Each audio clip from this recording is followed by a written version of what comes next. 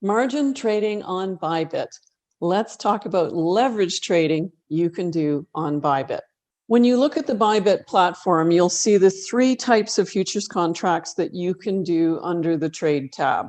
Inverse perpetual coin margin means these four types of trades will settle out in the cryptocurrency you're trading against.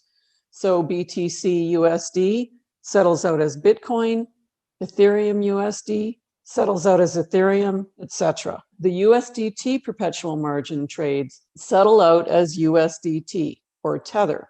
Inverse futures coin margin are similar types of futures trades, except they have a predetermined expiry date. And you can actually see the expiry date right here in the drop-down menu. For example, 0924 would mean these contracts expire on September 24th. If you don't close them before that time, they will automatically expire. There are no funding fees applied to these types of futures contracts, the inverse futures. So some traders like to choose these over and above the inverse perpetual contracts. You do have a little bit more control over the trade, however, when you're trading the inverse perpetual. So if we click on one of these trading pairs, and I'm just going to look at Bitcoin for the sake of demonstration, you'll see a standard order screen. Generally, the order book populates in the front of the screen, but you can actually drag and drop the different elements of the screen anywhere you want them so that you can actually set up the screen in your preferred configuration. So when you're looking at the order book, the current market price will always be showing in the middle, and you'll actually see the volume of orders of people who are shorting or different stop losses or take profits, and the volume that's below the current price. One of the nice features of Bybit, if you're looking to place an order quickly, you can simply click on one of the prices from the order book and it will automatically populate that price into the order section. When you're placing an order, you have a choice of either buy long or sell short. Each of these is essentially two actions, a buy and a sell. It's just different what order they come in. So buying long essentially means you're buying a certain amount of the currency and you're going to sell it later, preferably at a higher price, and selling short is the exact opposite of that. You're selling a small amount of the currency with the intention to buy it at a lower price. So if the price moves in the wrong direction when you're doing either of these actions, you can lose money, hence you use a stop loss. So to place a long order, if you click this box, buy long with TPSL, just means you'd want to pre-populate what you want to be your take profit and your stop loss. Similarly, if you click the same preference for sell short, it allows you to put your stop loss and your take profit in for the sell short. Once you've placed an order, it will show over here in the active orders section of your order book. And so you can see here, I have a extremely low price for Bitcoin order in here. You can see the quantity I've ordered at, the price I've ordered at, and this order has not fulfilled yet. You'll actually see where the stop loss and the take profit is. Once an order picks up, it will show here in your open positions. Once you have an order open, you can also manipulate the stop loss or the take profit here. As well, if you want to take a portion of an order out, you can actually add a certain quantity of that order. So for example, I could tell it to take $2,000 out of this position at a specific price. You'd hit confirm, and then that would go into the system. I'm not going to do that now because this actually is a live order I just opened, and you can see, as often is the case, when you first open an order, it's gone into a little bit of a loss here. There's three types of orders you can place: limit orders, market orders, and conditional orders. A limit order is where if you're doing a long, you would place an order below the current market price. And if you're placing a short, you would actually place an order above the current market price. So when the market retraces to that level, then your order would pick up. When you're doing a limit order, Bybit considers you a market maker. You're adding liquidity to the market, so there are no upfront fees on the limit order. Market orders are considered market takers. You're taking liquidity from the market. Market orders execute immediately at whatever the current market price is, as long as there's someone on the other side to accept that order. So when doing a market order, you will pay higher fees than if you're doing a limit order. So you tend to only use market orders when there is a breakout or prices moving very rapidly and you can't get into the order via a limit order.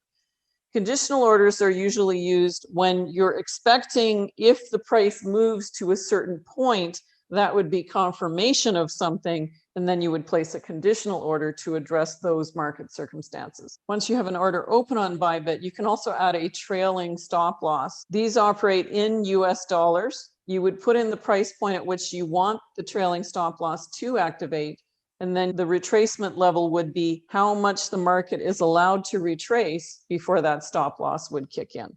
Up here in the upper right corner, you'll see there's a box here called isolated and a box that shows the level of leverage you're using. So most traders tend to not use leverage above 5x unless you're scaling into a trade. Let me explain that for a minute. I actually use a little cheat sheet for leverage that I fill out for different price points so I can actually think through what level of leverage I want to use. Let's talk about 100x leverage to start, because it's the one that most people are most excited about. It's also your biggest opportunity to lose money.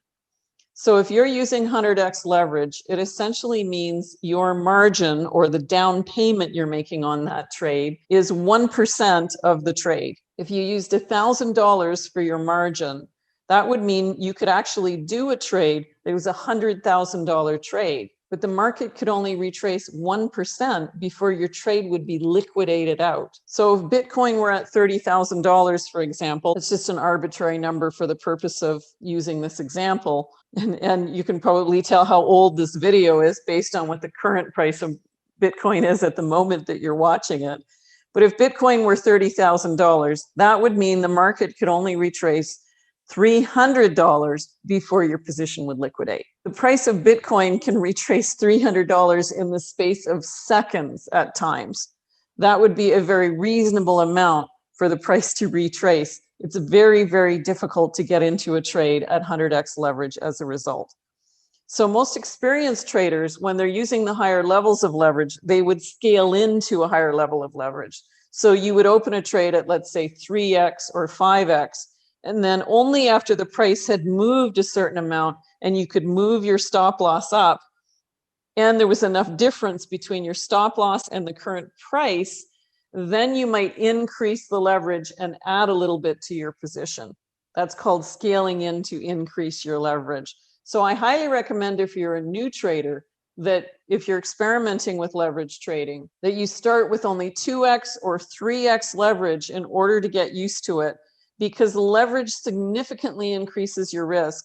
And if you're not seasoned and you don't understand how to determine a safe level of leverage to be using, then I highly recommend you start with something extremely low. Bybit also has this option here for isolated, and if you click on it, it gives you the option for cross. Generally, I don't recommend using cross unless you're an extremely experienced trader. Isolated means your margin is your margin, and they can't go into your main account if your margin is expended. In other words, if you say you're going to put $1,000 into a trade and you do 5x leverage, that means you're trading with $5,000. If the price retraces to the point of the liquidation point, you will liquidate out at the $1,000.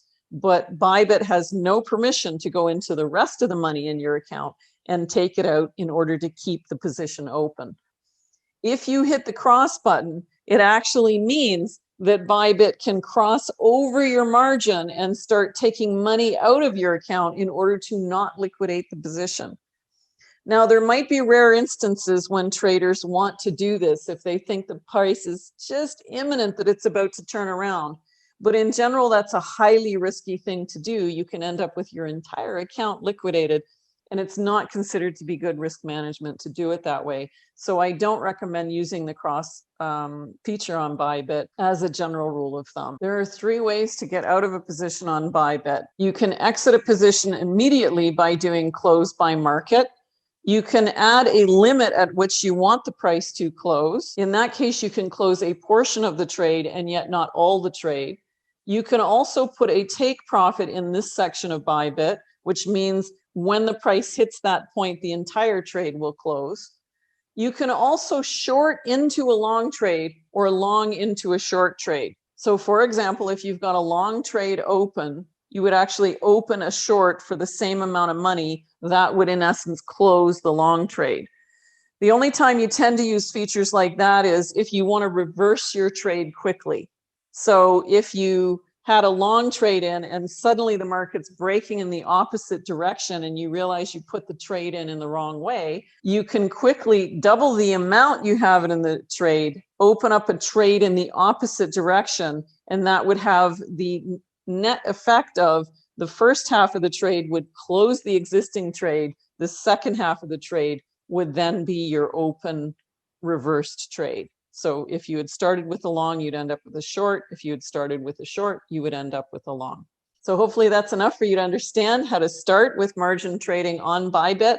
I highly recommend that you trade on the test net with fake money for at least 3 to 6 months before you ever cautiously go in with real money. Trading is for experienced traders, and I know the only way to get experience is to start trading.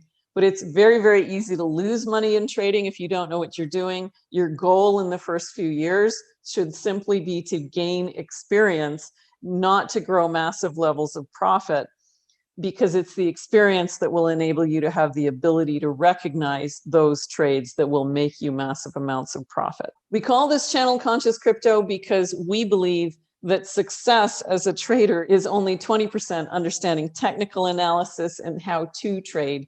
80% of being successful as a trader is all around mindset or understanding the bigger scenarios that could affect the price action. So on this channel, we focus on all 3 of those things. We actually operate a mastermind group that helps do research into different scenarios that might affect the Bitcoin price action. If you'd like to join one of our teams helping us do that research, please reach out. Also, Nicola, my colleague on this channel, runs a mastermind group called Crypto Ninjas to help people understand spot trading and how to get started in trading. We would love if you would support the channel with a thumbs up, hit subscribe, click the notification bell, and select all. And until next time, trade consciously.